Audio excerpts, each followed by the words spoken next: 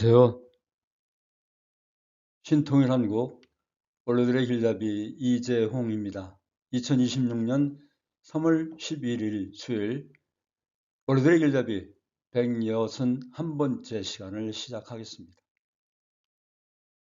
오늘은 제5강으로 한민족의 특징과 대한민국이라는 주제로 말씀드리겠습니다. 이 한민족 선민 대서사시는 한민족의 미래 비전을 종교, 역사, 문화 등을 통해 노래하는 문학입니다. 다시 말씀드리면 하늘을 섬기는 한민족에게 전해 내려오는 신학적 서술이 담긴 역사적 노래이며 이야기이고 한편의 시라고 볼 수가 있겠습니다. 제 영상이 도움이 되셨다면 구독, 좋아요 잊지 마시고 눌러주시면 더 좋은 영상을 만드는데 큰 힘이 되겠습니다. 국호 대한민국의 민국은 민주주의 국가라는 뜻이며 실질적인 국호는 한민족의 한으로 볼 수 있습니다. 이 한은 한반도 최초의 한시 왕조와 고조선의 전통을 이어받은 삼한을 계승하며 대한은 천명을 받고 한나라로 통합된다는 의미를 담고 있습니다. 전국회 의결에서 대한민국은 3.1 혁명투쟁을 통하여 조성된 국호이며 이런 표현이 나오는데요. 이건 무슨 뜻일까요? 네, 맞습니다. 대한민국은 3.1운동의 정신을 계승했다는 뜻입니다. 앞 강좌에서도 말씀드렸습니다만 독립선언서의 일부 내용을 좀 보겠습니다. 읽어보면 단순 우리 민족의 독립을 위한 선언이 아니라는 점에서 참 흥미롭습니다. 즉 남녀노소 구별 없이 신분, 나이, 성별, 계급, 종교를 뛰어넘는다는 의미를 내포하고 있습니다. 세상에 존재하는 모든 것들과 더불어에서는 세계 평화와 인류 공영에 이바지하겠다는 의미를 내포하고 있는 것입니다.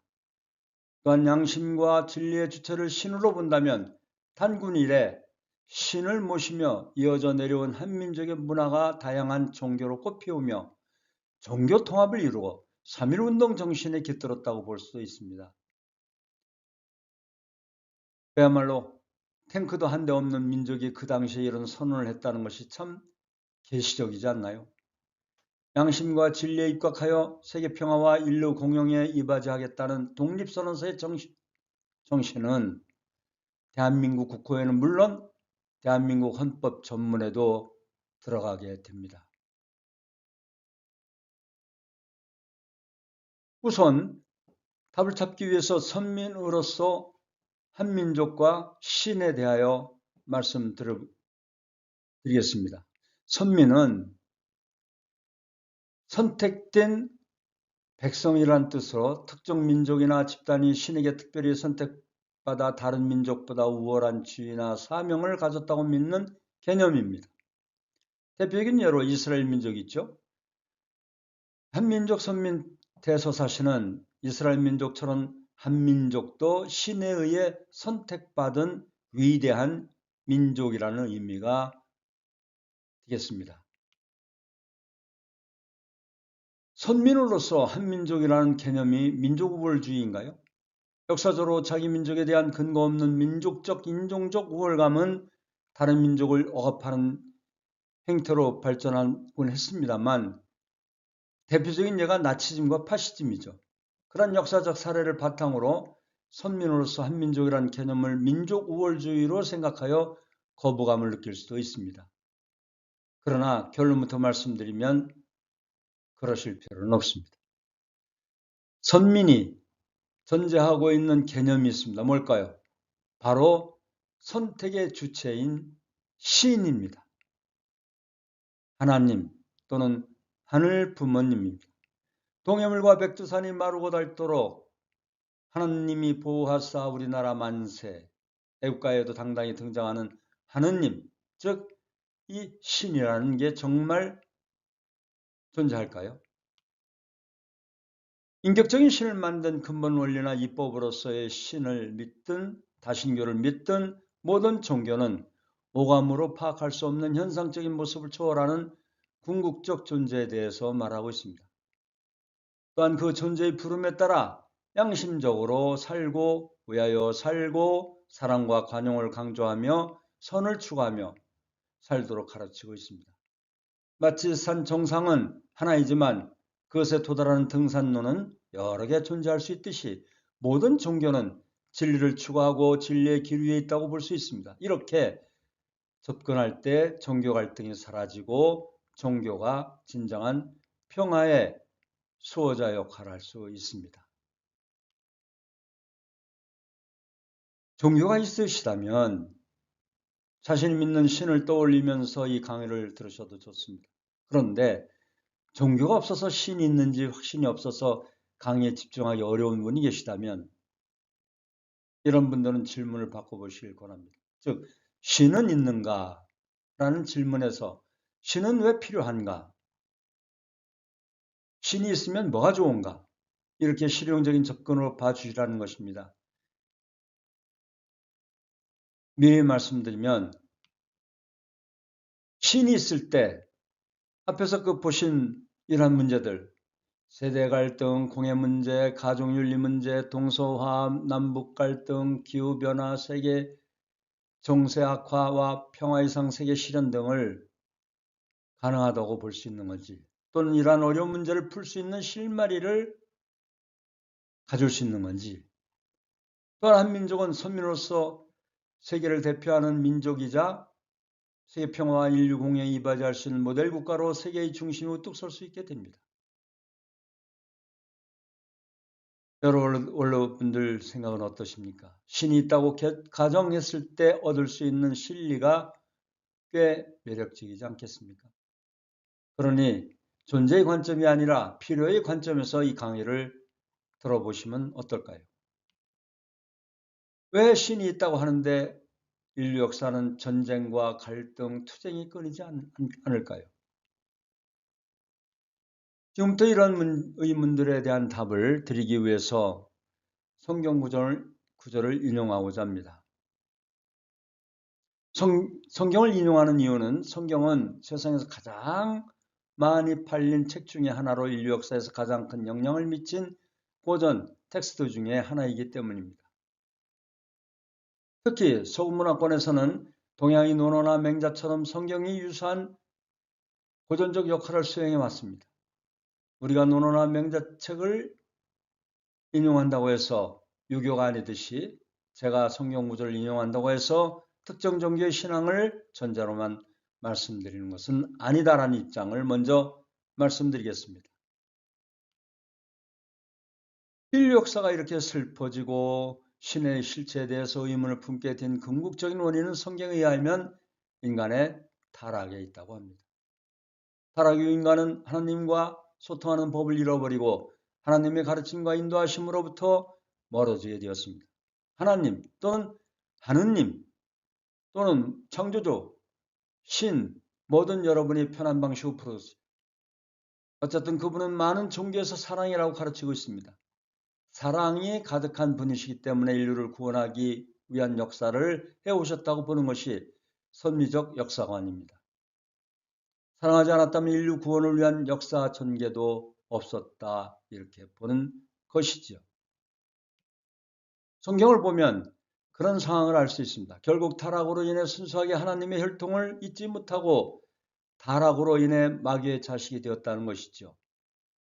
사탄의 영향권 아래에서 악의 구렁텅이에 빠진 인류가 되었습니다.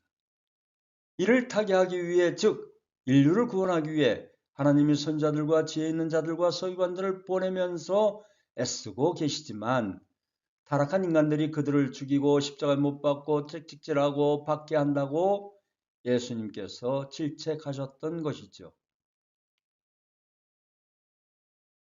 여러 원로들께서 한번 생각해 보셨습니까? 전지전능한 신이 뭐가 아쉬워서 인간을 창조했을까요? 사랑만큼은 혼자 할 수 없고 사랑을 주고받을 수 있는 대상이 필요했기 때문입니다. 사랑이 하나님이시기에 사랑을 전할 대상이 필요해서 지으신 것입니다. 사랑의 기쁨을 실현하기 위해서 인간과 피조 만물을 지으셨다는 뜻입니다. 이처럼 인류와 자연 만물의 근원자이신 하나님은 상대를 무한히 위하고자 하는 사랑의 본체이십니다. 그럼 하나님과 인간은 어떤 관계일까요? 하나님과 인류는 부모와 자식의 관계라고 볼 수 있습니다. 우리를 만드셨고 심지어 우리가 그분의 모습을 닮았고 우리에게 저런 축복을 내려주셨다면 우리는 고백할 수 있습니다. 하나님은 우리의 부모라고 말이죠. 섭리상안에서 하나님 인류의 부모라는 발견은 세계 평화와 인류 공영에 있어 대단히 중요한 의미를 갖습니다. 바로 하나님 아래 인류 한 가족이라는 명제를 끌어낼 수 있다는 것입니다. 여기서 우리는 하나님으로부터 받은 생명이란 천부 인권을 다시 확인할 수 있습니다. 그리고 여기서 더 나아가 천부 인권을 받은 인간들끼리 단순히 평등하기만 한 것이 아니라 사실은 서로가 형제자매의 관계에 있었다는 것을 우리는 깨닫게 됩니다. 그게 부모의 심정이겠죠. 왜 인류가 서로 전쟁하면 안 되고 평화롭게 서로를 우애주며 사랑하며 지내야 하는 것일까요? 바로 하나님 아래 인류 한 가족이기 때문입니다. 결국 타락으로 인해 하나님 아래 인류 한 가족의 가치가 무너지고 오늘날과 같은 양육방식의 비참한 세계가 되었다고 보는 것입니다. 누가요? 무엇이요? 바로 섭리사관이 보는 역사가 그렇다는 것입니다. 즉 하나님을 중심한 섭리사관을 통하여 보면 그렇다는 것입니다. 만약 인간 시조가 타락하지 않았다면 성경책도 저렇게 두꺼울 필요가 없었을 것입니다. 타락이 없으면 구원도 필요 없으니 예수님도 오실 필요가 없었고요.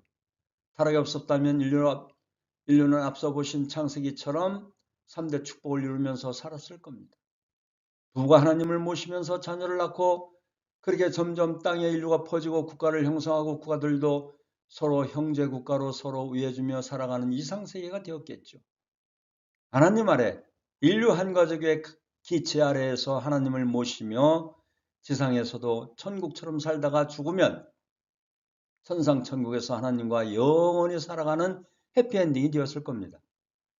사랑의 하나님을 닮아 인간들은 서로 위해주고 이기심보다는 이타심으로 서로를 대하고 자연을 아끼며 이 세상은 말 그대로 지상 천국이 되었을 것입니다.